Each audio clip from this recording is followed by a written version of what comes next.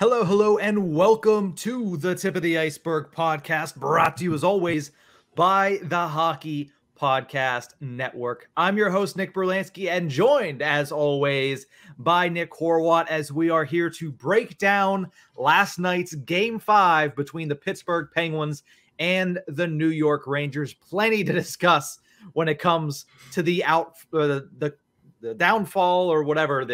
How about every part of the game? Every part of the game. Every part of the game. Opening 20 seconds all the way until the final minute. There wasn't a dull moment that couldn't be talked about in this matchup. And is a lot of Pittsburgh pissed off, and rightfully so. Yes, so we'll get into all of that for sure. And then, of course, we'll go forward and preview Game 6, which will be on Friday evening at PPG Paints Arena in Pittsburgh. And then, of course, finish it off with shout-outs and call-outs, which might also still correlate with this specific series. So I've had mine for a while, actually. So my shout-outs and call-outs have nothing to do with the series. Fair enough. One of mine does. One of mine does. But we'll get to that at the end of the show. Yeah. Let's start with this game. And let's not cut straight to the chase. Let's talk about it in chronological order because it's probably the easiest way to do it. And chronologically, the first thing that happened was a 5-on-3 for the Pittsburgh Penguins, a full 2-minute long 5-on-3, less than 60 seconds into the game. And the Penguins not only weren't able to convert and get a goal, but they looked horrific in that 5-on-3 power play. I'm not going to say that 5-on-3 set the tone for the rest of the game, but part of it ended up being a factor in the entire game. And that early on, you're trying to gain your momentum. You lost it right away. And I'm not so much saying that you gave it to the crowd at MSG, because there were points in that game where you could hear a pin drop in there. So it's not so much that by not scoring on the 5-on-3, you gave the crowd the momentum, you gave the team the momentum. It's that you just killed your own want and urge for a fast start against a goalie like Shesterkin, who's coming back to his home ice. Like I said, I don't think the 5-on-3 drove the outcome of the game, because it really ended up being a non-factor after a little bit. But that's not ideal to not score on a situation like that early when you're trying to get a jump.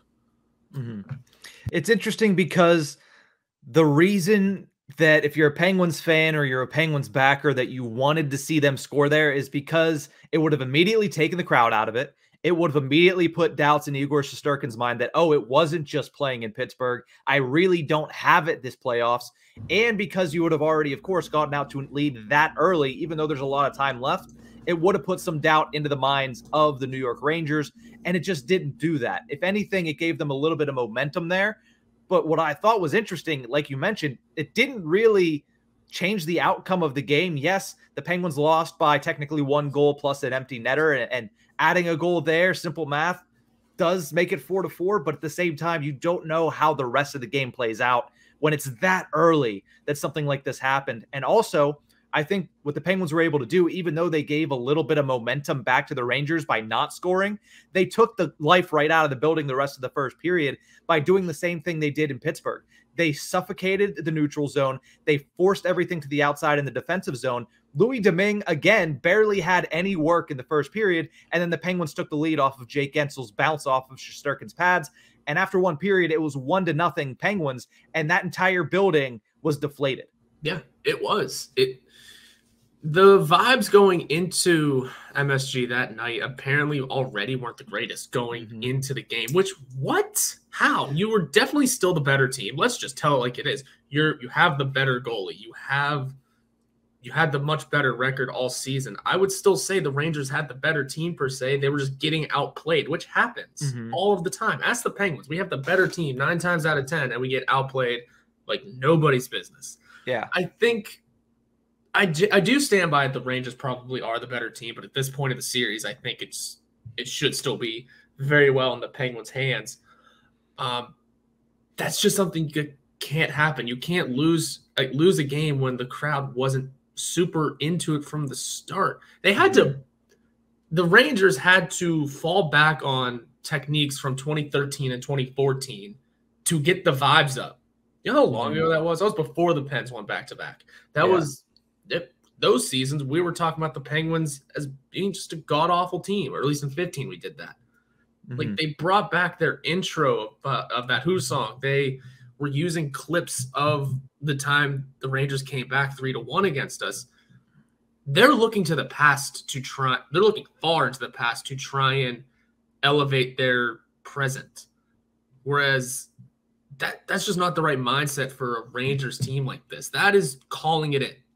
If I was to go to a Penguin game right now and they were showing, aside from lifting the cup, if they were showing clips from the 16 and 17 runs, I don't know how I'd feel about it, because look at the rosters from those teams. Yeah, just a compilation of Henrik Lundqvist losing his mind being pulled from the game. Like, I looked at the rosters for the 14 and whatever, it had to be the 15 year they came back. No, 14 they came back 3-1. Yeah, 15 they smoked us in 5 games. 15 was bad. The only players from both teams on the 14 year that are still here are Crosby, Malkin, and Letang. Almost like Gensel.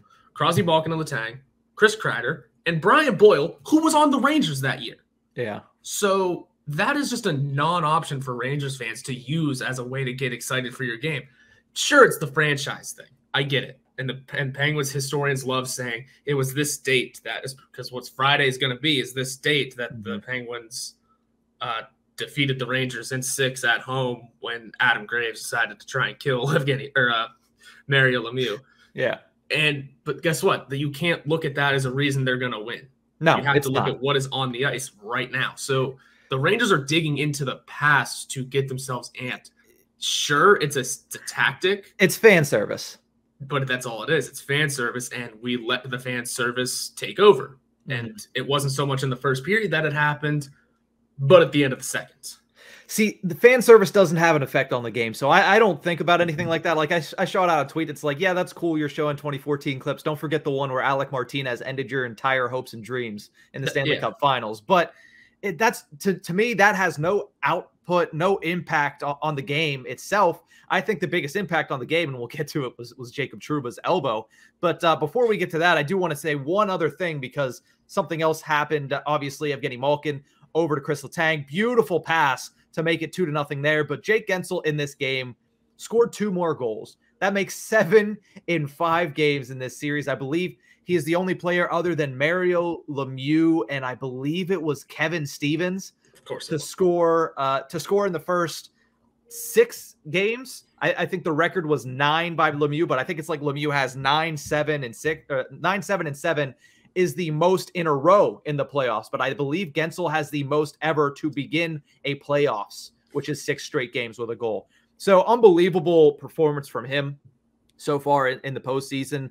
Milkshake Factory was going at it with a single Rangers fan in my mentions, just because I tagged him once and was like, man, their overhead has to be getting crushed, because every other day they're giving half off Jake Shakes. And you know for a fact that they are selling a whole bunch of them. But, I mean, nonetheless, their shakes are so overpriced anyway, they're still probably making a profit on it. But nonetheless, Gensel's performance has been nothing short of spectacular. Obviously, it helped a lot when he was with Sidney Crosby and the way that Crosby was playing and that whole line was working. But even in this game, Gensel gets that goal on basically his own volition by just being relentless with 3 shots on net and a beautiful angle shot off the pads of Shesterkin. And then a great play by Evgeny Malkin, and Gensel does not make a mistake. And that was to tie it back up at 3 late in the second period. So Jake Gensel and his performance, if they're going to do anything without Sidney Crosby, which we'll discuss here in a couple minutes, it's going to be because Jake Gensel continues his torrid pace throughout the Stanley Cup playoffs. It will be. It will be. It's all eyes are going to fall to him for sure, because he's on this scoring streak, which we all know isn't going to last forever, but by God, it has to last a little bit longer. One more game would be preferable. Bare minimum. At least. It's I don't want to say it's not fun times right now, but it feels a little ominous. I mean, we're recording this as we're waiting on Mike Sullivan to have an early press conference. We're going to get to the bread and butter of why he's having an early press conference soon. Yeah. And just going into game 5, I felt more confident in us winning back at home in 6 than I did winning last night in 5. I don't know why. Just something about that PPG Paints Arena crowd was so into it for 2 phenomenal games where we chased Igor Shesterkin, where we chased the probable Vezina winner. And I got my hopes up a little bit going into Game 5 when I heard that fans didn't seem super into it, that they were reverting back to 2014 tactics, that they needed quite a bump to get the fans into it. And then I got even more confident whenever we went up 2-0 and there was about half the game left. And then kaput, right? Mm-hmm. But again, so now my confidence will be regained tomorrow. I just kind of need a reprieve today, man. It takes a while whenever you take a loss like that, including the fact that the Pittsburgh Penguins lost Sidney Crosby, and we'll get into that now. Yeah. It is a deflating feeling because you had such a stranglehold, not only on the series, but on that game as well. The Pens were up 2-0 at this time. There was about 7 minutes remaining in the second period. The Rangers had nothing going. The Penguins defensively were shutting it down like they did in the 2 games in Pittsburgh. And then it happens. Sidney Crosby tries to cut towards the middle of the ice, tries to drive towards the net, and all of a sudden a stick from Trouba comes in as he's coming at him pretty fast. You know he was trying to take the body, which you can't blame him. That's probably the only way you're going to get Sid off the puck is if you try to take the body on him. But instead of hitting him square and hitting him legally, he hit him with an elbow in the head, which causes Sid to have what is believed to be a concussion. Right now, the official word as of this moment is an upper body injury still being evaluated. That's what head coach Mike Sullivan said at the end of the game, but there was clear head contact. You saw the way he reacted when he got back over to the bench. So he was clearly held out due to probably concussion protocol, and we don't know the extent of the injury. We'll find that out, like you mentioned, here in about 15 minutes, and we'll have live reactions on this show. So we'll have a reaction before we wrap up today. Yeah, it's not exciting. It's not exciting. Did you see the image Mike DeFabo tweeted, by the way? Is it the one walking solemnly by him? Oh no, I had so many intrusive thoughts when I saw that image. Well, on the bright side, it does mean they don't think they need somebody to help him with his balance. That's fair. I mean, it was an elevated plane he was walking on. But yeah. Listen, Ricardo Raquel would not have been able to make that walk by himself after game 1. No, and that's another. That's where he was at, and that's another piece that's going into this whole series is especially in Game 5. I noticed it. I said to myself before the Crosby injury that the Rangers look like they're hitting high and the Trouba elbow in the first 20 seconds. I was like, and it looks like they're throwing for whatever reason. I remember also thinking like the second if we go up 2-0, make sure Crosby's not on the ice with Reeves for a single second. Here's the thing, though. Ryan Reeves has never been, like, to my knowledge, Ryan Reeves has never been blatantly dirty. Whereas Jacob Trouba, we've seen a couple instances, and I believe, I wish I remembered who it was, but somebody went down through and posted every single borderline hit from Trouba, and some of them were clean. Some of them, like the Jujhar Khaira hit earlier this season for the Blackhawks, was about the same thing. You see that little chicken wing come out. You see the elbow extend right before contact, which is where that becomes illegal. And you saw the same thing on Wednesday evening where when you look at that still frame, I know a still frame is not the best way to judge any of these hits, but that still frame does show the elbow so far away from Trouba's body directly contacting with Crosby's face and nothing else. To me, it is similar to when you see a player skating by, missing on the body check, but sticking his knee out. Right. It might be a reaction. It might not be intentional, but it's still dirty. It should have been called in the moment, but it wasn't. But nonetheless, it is something that right now has Sidney Crosby's status in doubt for the entire near future, specifically in Game 6. Yeah, and you mentioned that sticking the knee out. Oh, you mean the play that killed Igor Shesterkin? Yeah. You mean the sticking the knee out on Jeff Carter whenever you are well aware you have far more padding than he does? He's skating toward the boards, you're skating out, and then you're the one that lies there for 20 minutes dead. Honestly, now that I see we're going to record a bit here, yes, man, am I ready to go heel mode on the Rangers because I'm over this team. We're 5 games in. I shouldn't be over this team. The way we handled them, going up 3-1, I should be singing their praises of being a god-awful franchise that has been carried by a goalie. But no, here we are because they want to throw elbows and play like assholes. Well, here's the thing about all of that. And I saw some more level-headed Rangers fans push back on this, and I appreciate the ones that actually can have a civil conversation, which there's Penguins fans that can't have a civil conversation about this either. No. But I do understand that, yes, the stick of Trouba incidentally hits the leg of Crosby, which makes him lower his body, which is why the contact was to the head. But my issue is that elbow shouldn't be coming out at all.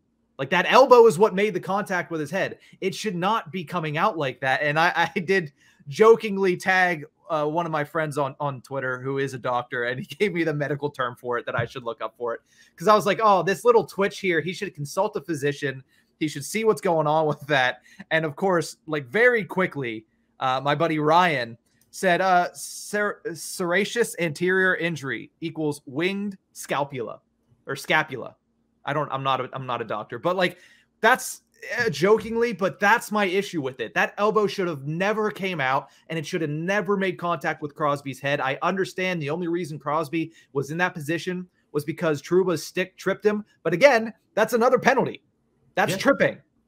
And my biggest issue, though, is always going to be that elbow came out. And I understand it wasn't called at the end of the day. It wasn't called, whatever. It didn't. It vastly changed the structure of the game because Crosby wasn't there. But at the end of the day, it is a single loss, and we'll talk about the rest of the game, but it is a single loss. You have to move on. If you have to play without your captain, you do. I still think the Penguins are the better team in this series right now. I think they're more than capable of ending this on Friday night. But at the same exact time, that is a hit that could severely change the trajectory of this team in this postseason. And it was a dirty play by Trouba, whether or not it was intentional. It was. It doesn't help. Sure. Oh, okay, fine. Maybe he didn't try and hurt him. Well, why were you throwing elbows? Because guess what? You did it earlier in the game. Yeah. We have receipts of this game. Not even old games. Not even all old teams when you were with the Jets. I saw that clip too. Not even those. Mm-hmm. Earlier in the game, 20 seconds into the game, we have a literal receipt of you already throwing elbows. I'm not going to say this is on NHL officiating. I'm not. But it is definitely on Jacob Trouba here for having a receipt of an elbow earlier in the same exact contest against a line mate of the one you just took out. Yeah, the second most important player to this series for the Penguins. Yeah. So don't give me that it's a clean hit or that it's unfortunate hit. It is because an elbow came out. You do not throw. He got penalized for it earlier. If anything, the referee should have been watching a little more for an elbow from Jacob Trouba, because he already had done it. And like I said, it looked like the Rangers were going up high on a lot of hits. That's just, don't give me that it's not a dirty hit. I already see this clown in New York who has a radio show in New York. Sean. Yeah, that's his name. Company stuff. I didn't want to dig deeper. What are you talking? First of all, every tweet of his is getting ratioed, and it's hysterical because I don't think he knows what ratioed means, judging by his interactions with people. But you can't say that it's a clean hit when clearly it's not. I'm just going to leave it at that. Listen, and at the end of the day, Twitter discourse is Twitter discourse. It doesn't really make a difference in anything. People are going to have their opinions. If you're from New York and you're a diehard Rangers fan, you're going to think that's clean. That's the bar none factor. I'm not going to argue with New York fans when they're clearly, biased in this situation. It's the same thing on our side. There might be a little bit inherent bias there, but in my opinion, it was, and you can take that for what it is. And honestly, it's not even like I'm alone, you're alone. It's not like it's just fans saying this. Here's a clip of Mike Sullivan after the game when asked if he thought that the hit was intended to injure Sidney Crosby. Did you see the hit? You probably have the same opinion I do. Mike Sullivan's pretty blunt whenever he's not happy. We saw it back in Calgary and somebody asked, hey, is there anything you could take out of this game that was positive? He said no. And they said, do you want to elaborate on that? He said no.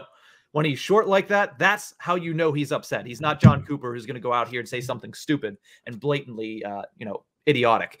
He's going to say, listen, this is what I feel. And I don't need to elaborate on it because you know how I feel by saying 3 words. He thought it was dirty. I'm pretty sure anybody that watches the way that the elbow hit Crosby in the head from how far away it was from his body. It's different if he hits his shoulder and then the elbow comes up, which is still a little borderline, but it's borderline. When the elbow is out like a chicken wing, it's dirty, and that's the end of the story for me. You're right, and the story can now continue since 10 minutes ahead of schedule. We have updates from Mike Sullivan already. Yes, I shot you a text while the first Sullivan clip was playing, just saying we have updates or at least quotes because it's going to be a bunch of probably nothing. We have to remember this because there is no significant update on Sidney Crosby from Mike Sullivan. Sid will be evaluated when he gets back to Pittsburgh. So they're still in New York doing this. Love it.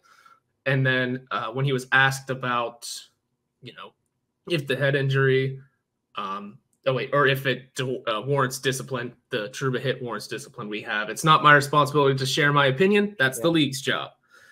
Bunch of nothing. He also went on to say Raquel and Dumoulin are status quo. So, So again, nothing really happening. And now the fact that they're back in New York just tells me that they wanted to get this at 9:30 because they have travel plans a little bit later. Yeah, and I'm just going to try and keep reading Twitter in case anything else pops in. For the next update I'm kind of waiting for is Tristan Jarry. Yeah. So we'll talk about that whenever it pops up. But at the end of the day, I think we should lay this discourse about Trouba to rest. We both believe that it was a dirty hit, whether it be intentional or not. The placement of the elbow that far away from the body, in the same way that it is like a knee when you see somebody missing a hit and sticking their knee out. It might be reactionary, but it's dirty nonetheless. And in this case, when you have the prior receipts from Trouba in this very game, it seems like intent to injure. But again, like Sullivan, it's not our place to take down punishment and to hand down punishment to Jacob Trouba officially. Let's talk a little bit more about a couple other players for the Penguins in this game. Let's start with Louis Domingue. I thought he played horrifically. I think early in the game, you saw the same thing that you saw on game 3 and in game 4, which is why there's people in Pittsburgh saying, hey, it's his net. He's the hot hand, because the defense was able to shelter him and he was able to make the saves, and that's fine. He's an NHL goaltender. Even if he's an AHL goaltender, he should be able to make the saves whenever there's nobody in front of him, when there's no deflections coming, and he's done a really good job at rebound control. I will give him that. That's the big thing. He's been able to swallow up, not allow big rebounds. But late after the Crosby injury, 3 straight goals, and then a 4th one at the start of the 3rd period. At least 3 of those, you need a save. But at the same time, just make one of them. Like every single goal was a shot that he should have been able to save. You would have liked to at least get one of them. You got none. And then after the 4th goal, he finally did make a save. But at that point, it's too little too late. Your 2-0 lead became a 4-3 deficit that you couldn't come back from. Yeah, no, man, this is kind of what we expected. I don't know why I'm not super surprised that this happened. It is our 3rd string goalie who spent most of the year in the AHL. It's a different league. Yeah. Sure, he has NHL caliber potential, but I mean, he's the 3rd string guy. He was brought in to be the 3rd string goalie. And he didn't have the ice time this year to really get comfortable in the net. And then you tack on just a driving New York Rangers team. You have to make stops. Yeah, but I mean, again, it's 4 goals in the game that he gave up 4 of the 5 goals again. So it's the issue of outscoring our problems is going to persist, it looks like. Yeah. And we can do it. We just need certain players to find the back of the net, ideally one of them being Crosby, but we don't know what's going on there. So this is going to be a problem if Jarry's not healthy, but judging by the skating and the taking NHL shots, he should be back soon. And I mean, sure, maybe our confidence picks up a little and we get a couple more saves, but it's still the Rangers. We still saw the way the Rangers took care of Jarry earlier this season. I think we need to just find a way to get that one more win and preferably do it on Friday. Here's the thing with Louis Domingue. We've been playing with our 3rd string goal. I hate when I say that. The Penguins have been playing with their 3rd string goaltender from the 2nd overtime of game 1. This is the first time that it bit them in the ass to the point where it cost them a game. Yep. Because it didn't cost them game number 2. It didn't. The Penguins cost themselves game number 2, meaning not Louis Domingue. Louis Domingue cost the Pittsburgh Penguins this game, along with, of course, Crosby being out, but you could still make those saves, and the game doesn't end that way. So that one's on Louis Domingue, and I hope the people that are crazily going out there and saying that it's his net because he's the hot hand, finally starting to actually look at the numbers there. I don't hate Louis Domingue. I know it's coming off like I dislike the guy. He's done everything for the Pittsburgh Penguins that he possibly can, and he's done a great job. Like I said, his rebound control has been phenomenal, but I also am able to recognize that he is nothing without the fact that this Penguins team, forwards and defense core, are doing a great job at insulating him in his own zone. And that's what they're going to need to do to take game number 6 at home, because even though he's half decent, like you mentioned on yesterday's show with Hunter and Zach, he's making those saves with 2 hands up against his blocker. He's flailing around a little bit more. He's unsteady. He doesn't have a base, and it's working, but it's not sustainable. And if the Penguins can get out of this round, you bet your ass that the second Tristan Jarry is ready, he will be in there, and you will notice a massive difference in just one period of having Tristan Jarry. I think that's the issue. People have been watching it for so long that they're believing it's the best case scenario, that they don't remember how good Tristan Jarry was at the regular season and what it's like to have a goaltender like that. Because it's not like the Rangers have had one either. They might have won game 5, but Igor Shesterkin, to me, is still lost. That's a second career playoff win. Like, he's not in this, really. Not only that, people are saying, well, he made the saves that he needed. He was not tested in that game at all. The Penguins did not put any pressure on that goaltender, and they still scored 3 goals. Yeah. The 3 best chances they had all went into the back of the net. He is not back. And to think that he's going to be able to do it in Pittsburgh, he might. Listen, he's going to win the Vezina Trophy. He has that ability. He has that, not charisma, but he has that in him. He could come out and steal game 6. But all indications are that he is not back. He is not confident in his ability. He was still it looks like he has Vaseline on the inside of his pads because he is sliding way out of position whenever he tries to freeze a puck. So both goaltenders in this series have not been solid. No. Neither of them have stolen a game. The closest thing to it was Igor Shesterkin in game 1, and he has not been that same goaltender for the past 4 games. And he lost that game. Exactly. 79 saves. Congratulations. L. Yeah. You went down 0-1. Yeah. Like, he's a great goalie. Sure. He's behind in the series. Yep. Losses. L's. Take it. So the goaltending is a non-factor on both sides right now. I mean, it is a factor, but I don't see any of those goaltenders stealing game 6. If anybody, I do think it's Igor, but he hasn't shown the ability in the last 4 games of this series. And he's never played well in an away game in the playoffs. Yeah, small sample size, but yes, you're right. Never. It's 0%. I don't care about sample size because Louis Domingue is a small sample size. True. And his sample size is bigger so far. There's percentages. Sorry. His percentages are bigger so far. Yeah. Not so much in statistics, but in terms of getting victories and playing well in front of PPG Paint's crowds. Yeah. The last thing I want to mention about this game, and we won't stick on this too long, the Penguins need Evgeny Malkin to get his head out of his ass. I've sworn a lot in this episode. I should probably pull it back on that, but nonetheless, it warrants it when Evgeny Malkin does the stuff that he did in the 3rd period there. Without Sidney Crosby, the Pittsburgh Penguins need Evgeny Malkin to be, at the very least, not an idiot. And that's what he was in the 3rd period. I understand the one scuffle. He was clotheslined. He was tackled. He was grabbed by Ryan Lindgren across the face and pulled down. He's going to react to that. I don't want him to sit there and just take that sort of abuse. So I get it. But to a certain extent, that needs to be reined in. You need to push the guy off and get him back on the score sheet. I know that's harder said than done, so I'm not really going to get on him about that. But the Kevin Rooney play with 7 minutes left in the game, that can't happen. You cannot take that penalty with 7 minutes left in a game where you're trailing by 1, and whether or not he's played well, that's Igor Shesterkin. That's the Vezina Trophy winner.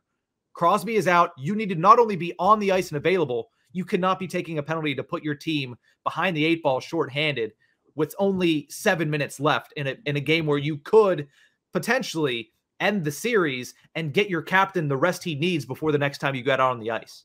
To me, that was one of the most boneheaded things I've seen from Malkin. He's done a lot of them.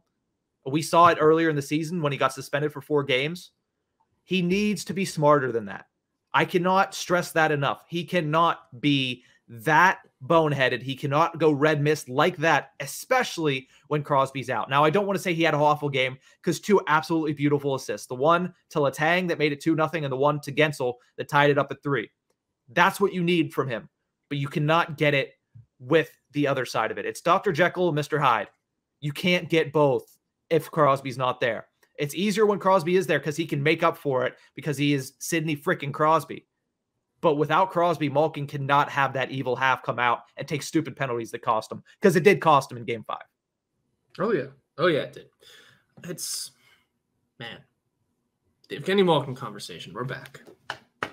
Welcome back. It's not even that stupid. He's not good. He's bad for the. It's just he needs to be smarter about that.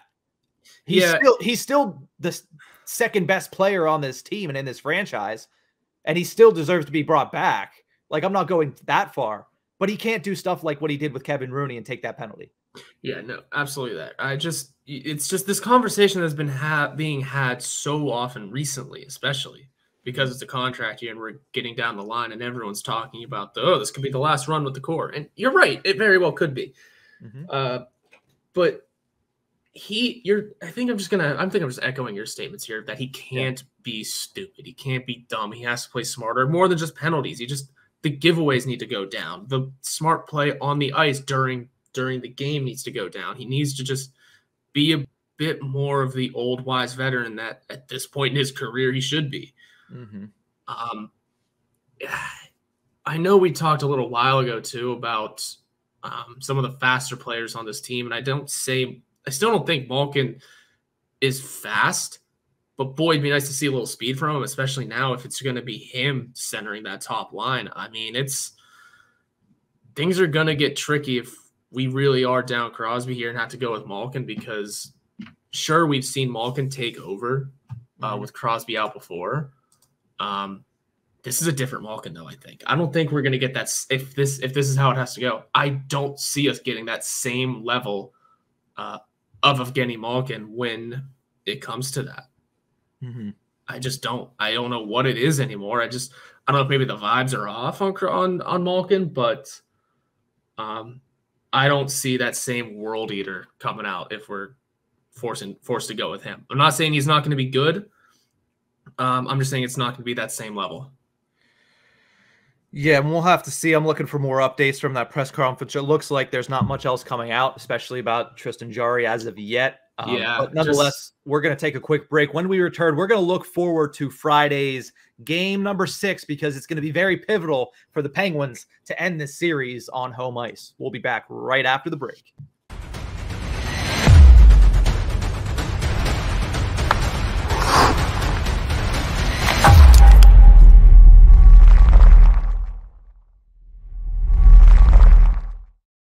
Welcome back to the Tip of the Ice-Burgh podcast, brought to you as always by the Hockey Podcast Network.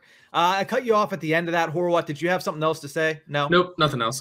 Just because it was no other updates. I had a quote on Jarry, but it's just that he's making progress. No more, no less. Yep, no more, no less. Just status quo. Same thing from Mike Sullivan saying, let's get this over with so I can get on a plane and get back to Pittsburgh. I don't know why everyone us included. I don't know why everyone was freaking out about, hey, he's talking earlier than normal today. No, he just had a flight to catch and had to get his daily press conference in. Moving along. Yeah, I don't think any of us really. Usually, I would think the Penguins would have flew home last night after the game, but they chose to stay in New York, which is something that normally doesn't happen when it's playoffs. But nonetheless, it was a nothing press conference, basically no updates, and that's perfectly fine, because that means they're not as worried about Crosby to be able to be like, yeah, we need to definitely get him checked now. It's like, okay, we can wait until we get back to Pittsburgh so our own physicians can see it. So it's not life-threatening, which with a guy with that injury history, you always have to have that in the back of your mind, especially the amount of times he's been injured with head injuries and concussions in his career up to this point.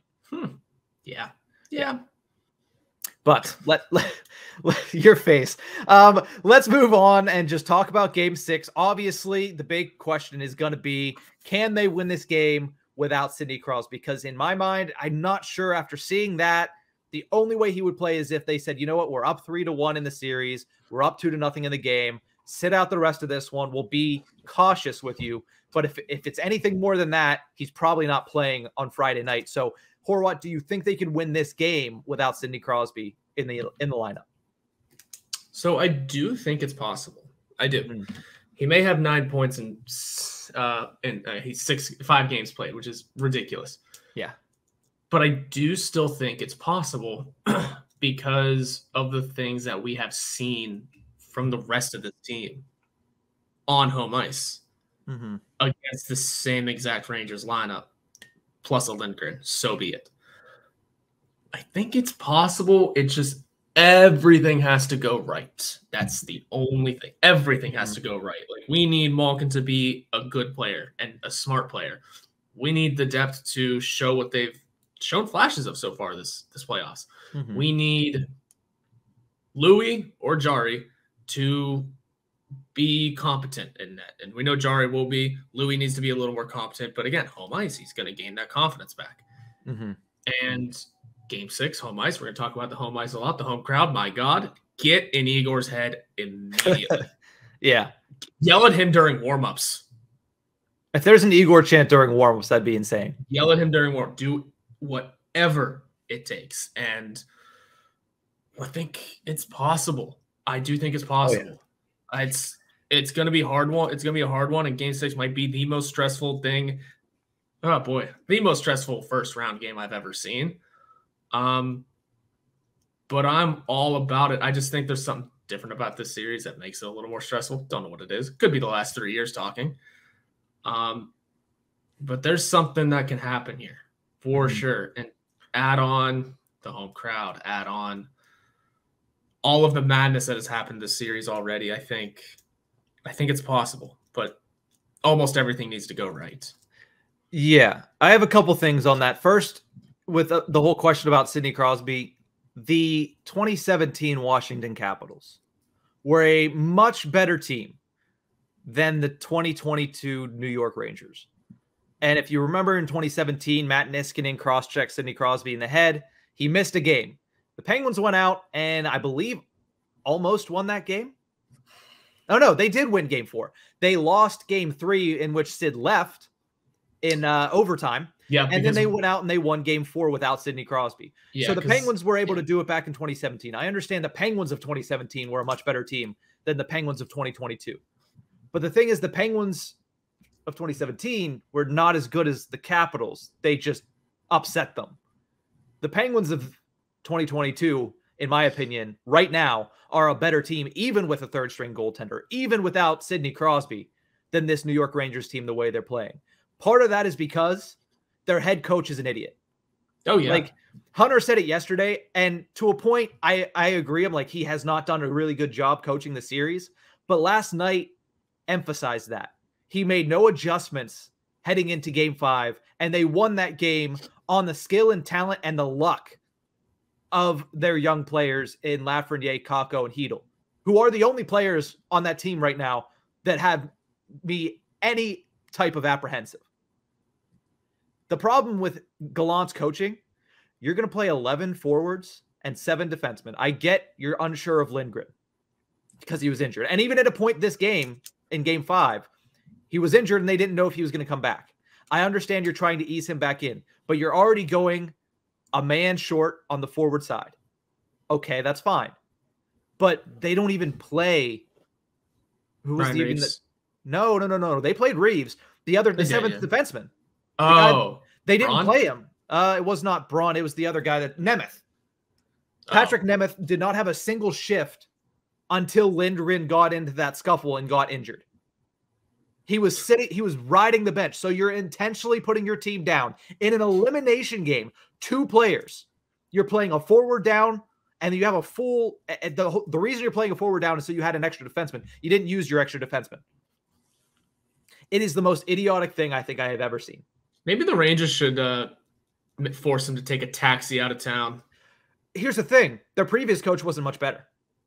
So, okay, also, is Gallant not line matching? He's not. How, man? Like, how are you going to play against? I mean, sure, he got hurt, but how are you going to go into a matchup against Sidney Crosby on one line, Evgeny Malkin, just all of his Evgeny Malkin-ness on another line, and not line match that? How? Pure narcissism. That's what I truly think it is. Gallant really thinks that his forwards are a match. That Mika Zibanejad is a match for Sidney Crosby. And he's not. No. I'm waiting for it to bite me in the butt, but Mika Zibanejad has been a ghost. Artemi Panarin has 2 goals. One of them was a bank shot off of Mike Matheson. He's, for the most part, been a ghost. This is an issue because Gallant refuses to line match, refuses to get them any sort of good matchup. That's why I have faith in the Pittsburgh Penguins, even without Sidney Crosby, because you're giving Mike Sullivan now 2 days and home ice advantage, which means last change, to figure out a way to beat a team that they have outperformed vastly in the majority of the 5 games already. That's why I have faith, even with Louis Domingue and all of his woes, even without Sidney Crosby. You add in a guy like Drew O'Connor, guess what? He's not Sidney Crosby. He's not. He's not going to score a goal. He might not even play more than 5 minutes. But in those 5 minutes, you know what he's going to do? He's going to play Sullivan's system. He's going to make it very difficult for the Rangers to do anything when he's on the ice. That's why I have faith in the Penguins, even without Crosby. Now, the question of how much further can they go? If they win on Friday, they can't. They can't win another round. Nope. They can't win a full round without Crosby. If they do, I will come on this show and say that was stupid. I was ignorant. But especially when you're going up against a team like either the Bruins or the Hurricanes, if you don't have Crosby for that series, it's not happening.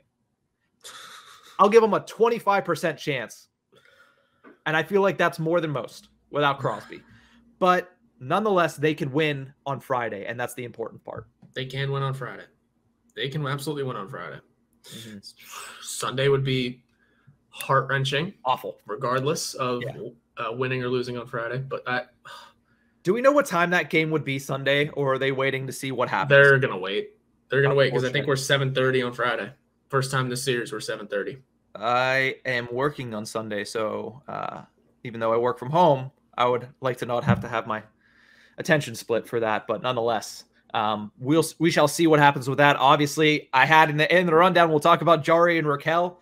No new updates on Tristan Jarry and Rickard Rakell, but luckily, Rickard Rakell is practicing in a full contact sweater. He's done it twice now, so he seems like he's on the mend. I don't know if that'll be enough for him to play on Friday, but also Tristan Jarry joined the team on practice on Wednesday, even though it was a optional morning skate, but it was nice of him to be able to be back there. And even Mike Sullivan said on Wednesday, that is a massive step for him to be joining the team again. Did Raquel take a regular practice? Because he took the optional skate with that jersey on, and Sullivan said, yeah, that's just because there's no real contact. It was not a full contact practice. He has not had one yet, but it's still an encouraging sign that he came out back-to-back days with a full contact sweater on. It is. It's just the way Sullivan almost basically debunked it. But yeah. That's what I said. I don't think he'll be ready for Friday. If he is, it'll be a lot of steps, especially considering we're not going to know today because they're not going to take the ice at all today. But nonetheless, especially since he said status quo today. So but nonetheless, the Penguins do have both of those guys very close to returning to the ice with the Pittsburgh Penguins. So let's finish off this segment by giving a couple keys to win this game. For me, the biggest key is stay out of the penalty box. We saw it in game number 5 again. The Rangers were 1 for 3 on the power play. And similar to what Zach said yesterday, it was a lot of waiting for the time to run down. I thought they did a decent job at clearing the puck yesterday, better than they've done in the previous games. But you can't take penalties against this team because that is their bread and butter. That is what's going to lose you the game if you continue to take penalties, specifically a guy like Evgeny Malkin. Oh, yeah, stay out of the box. Big names stay out of the box. Penalty killers stay out of the box. Yeah. And genuinely just don't take any penalties just because of how high-flying that power play can be. Even if you are on home ice, it's still not safe. I mean, hell, don't let them take penalties. You know how many times I've looked up and seen the Rangers racing down on us shorthanded? A lot. How about we don't let them take penalties either? Let's just play 5-on-5 because we're burning them in that category. 8 of Crosby's 9 points were 5-on-5. Yeah. That's disgusting. He's so good. Sure, he's out, but there's still a possibility to win. And one of the keys is going to be staying out of the box, tightening up defensively, and getting a save, getting important saves, getting the timely saves. They don't have to be hard, difficult, flashy saves. They can be the simple shot to the chest, but they have to be timely. I think that's going to be the big part for whoever's in net, whether it is Louis or Jarry. It's going to be collecting the timely saves and making them smart and not letting up the huge rebounds and keeping the Rangers defense, who can score on you at will, at bay as well. And another part, if we're down Crosby, we got to see the good Gino. Got to see the good of Genny Malkin. I think there's a bunch of factors that go into this game, but staying out of the box, getting the timely saves, and just seeing Gino do. I mean, he has 5 points, so I don't want to say do anything. But despite 5 points, that's just it's the Crystal Tang effect. He's got all these points, but damn, does he look bad sometimes? He has scored in some of the big moments. He had those 2 assists last night, which was very impressive. He had a massive triple overtime goal, and he also created his 1 assist was a creation of the Game 3 winner to Danton Heinen. So he's doing it in the big moments, but with Crosby out, he needs to be doing it the entire game. And that's the thing that I think you're trying to get at, and I agree with it wholeheartedly. The last key that I have is if it is Domingue, which I think we're leaning towards it's probably going to be Domingue, but if it's Louis Domingue in net for Game 6, you need to insulate him like you did in Game 4. Play exactly like you did defensively in Game 4, and eventually you're going to score a goal. You just got to make sure that you don't lose the game. And the Penguins, if it's a war of attrition, which Mike Sullivan, his system lends towards it being that, if you make it a war of attrition, you will win against this team because this Rangers team is young. They are impatient. They will either take a stupid penalty or they'll have a defensive breakdown that'll give you an opportunity to take the lead. And Igor has just not been that guy this series. So if you can properly insulate Domingue like you did in Game 4, by the end of Game 6, we'll be seeing hockey handshakes. Yeah. Good Lord. Good Lord. At least we hope. But we're going to take a quick break. When we return, our shout-outs and call-outs to finish off the show. We'll be right back.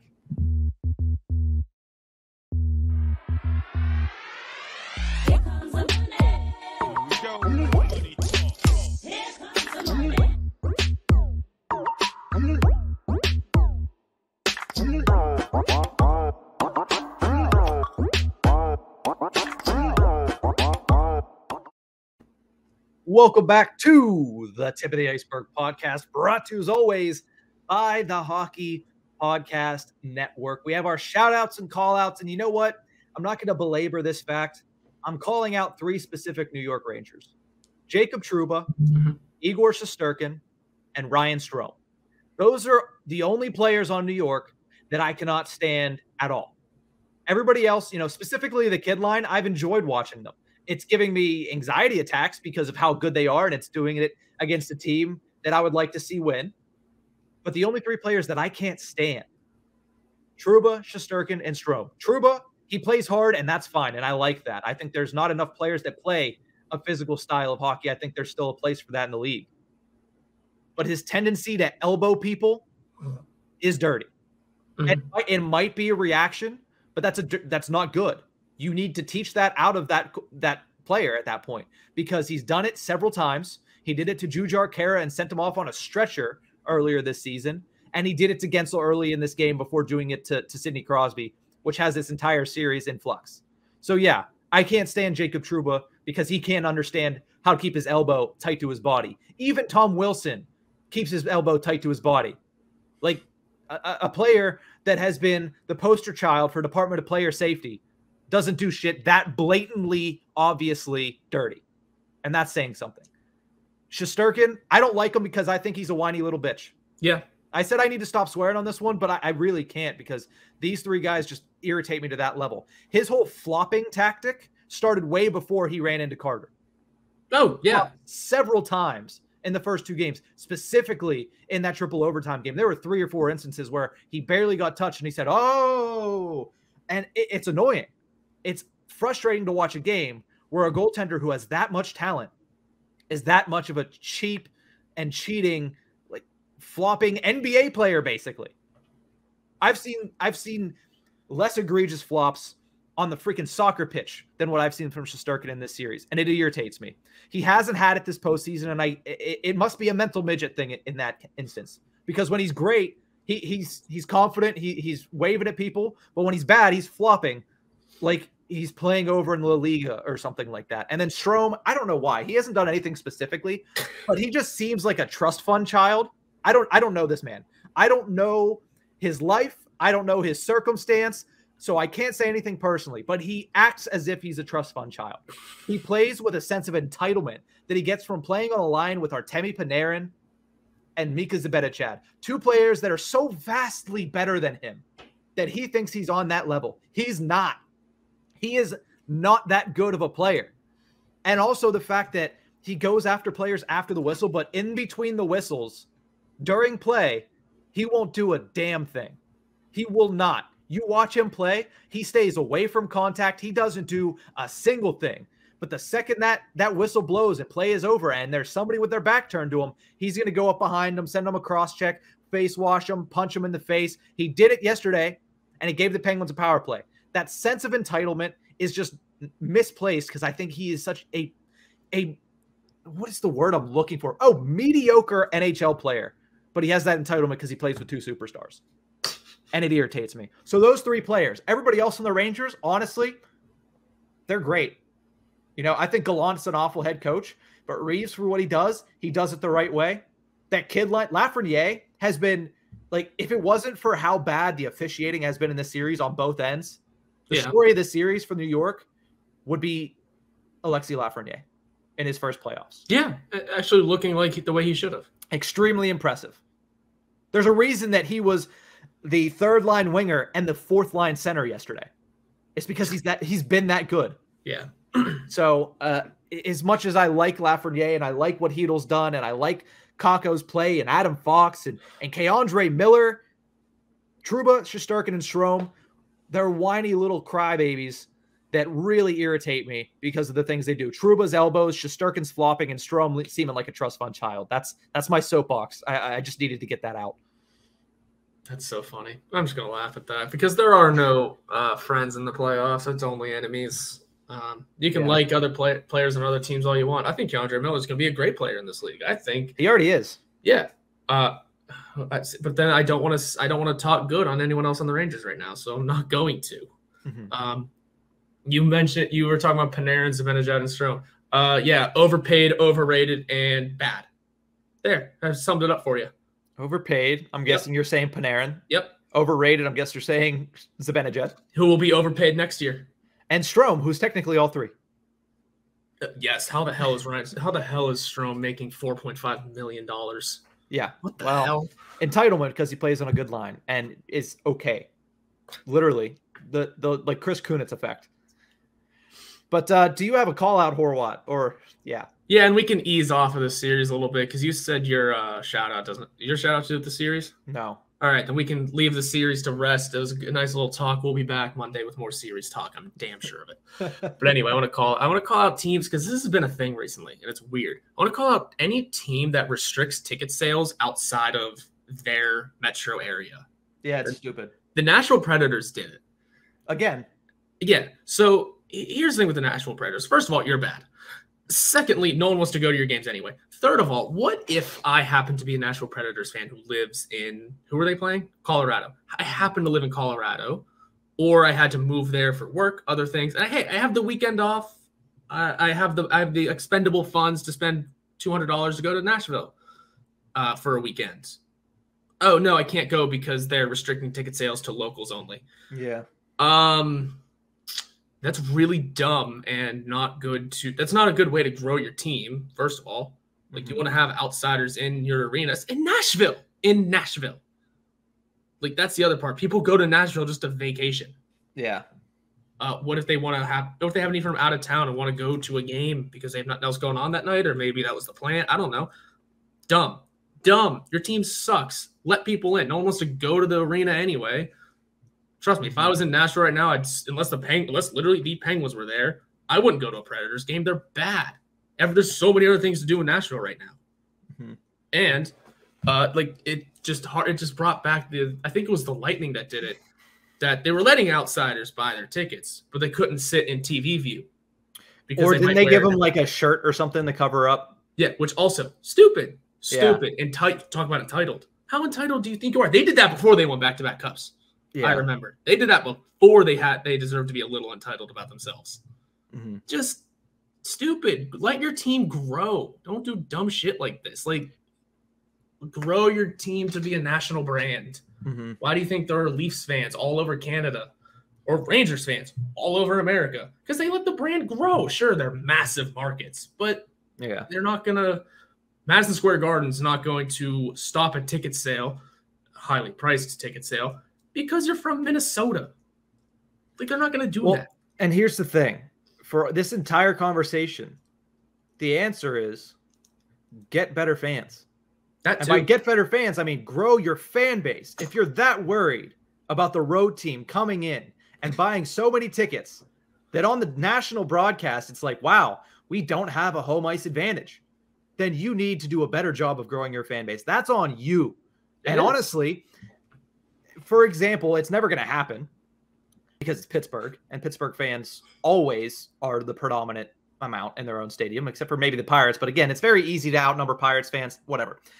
Nonetheless, if that were to happen and I look on national television to watch my team play and I see in the home arena, say it's the Penguins, I see a bunch of blue, I'm going to be incensed. And I'm going to be like, you know what?